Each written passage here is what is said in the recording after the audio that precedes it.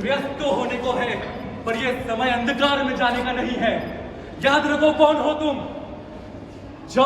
जब इस दुनिया में सारे लोग अपने अस्तित्व के लिए लड़ रहे थे, उस समय भारत में एक नई संस्कृति का निर्माण हो रहा था। हर धर्म के लोग एक साथ एक परिवार की तरह रहते थे। पर इस मंदिर पर भारी लोगों की नजर पड़ गई थी।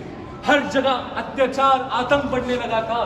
दिन दहाड़े स्त्रियों को अपने घरों से उठाया जा रहा था और चंद ब्याज के लिए घरों को जलाया जा रहा था। लेकिन सही थे वो लोग जो कहते थे, जब जब अत्याचार बढ़ेगा तब तक एक महापुरुष का जन्म होगा।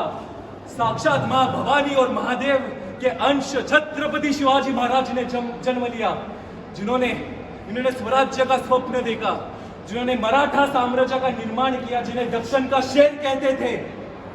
याद रखो कौन हो तुम, याद रखो किसका खून हो तुम, याद रखो क्यों हो तुम यहाँ पे। आगे वाला यदि अपनी दहशत दिखाने के लिए किसी भी हद तक गिर जाए तो उसको भय आना आवश्यक है, लेकिन अपने रक्षण के लिए यदि आप शत्रु के हर एक आज्ञा का भी पालन करें तो इस दुविधा को भी मैं स्वीकारता हूं।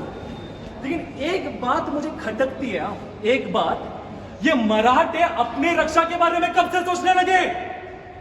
हाँ, मराठाओं ने जब तक अपनी जान दी है स्वराज्य के लिए दी है, छत्रपति शिवाजी महाराज के लिए दी है। अरे याद रखो किसका खून हो तुम, याद रखो कि महापुरुषों का खून हो तुम। ये जो मस्तक सिर्फ और सिर्फ अपने मातृभूमि के लिए झुकता था, वो आज शत्रु के सामने क्यों झुक रहा है?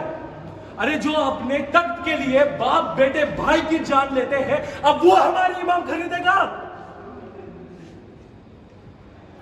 अब समय आ चुका है, मराठा है हम, मराठाओं ने अपनी जान केवल स्वराज्य के लिए दी है। स्वराज्य केवल एक इंसान की इच्छा नहीं है, स्वराज्य इस इंसानों की रक्षा करने के लिए छत्रपति शिवाजी महाराज की इच्छा है, ईश्वर की इच्छा है। ये हिंदवी स्वराज्य है आणि हेच श्रींची इच्छा। अब समय आ चुका है उठ जाने का, अब समय आ गया है लड़ने का। सभी लोगों को मेरा एक आदेश है, अब से जो भी हमारा वार होगा हमारे शहीद मावलों की तरफ से होगा, बाजी प्रभु देशपांडे की तरफ से होगा।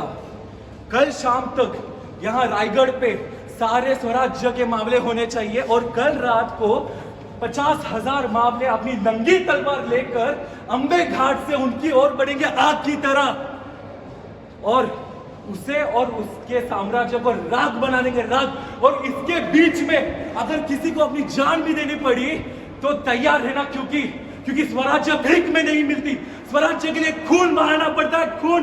जय भवानी, जय भवानी, नमो पार्वती पते।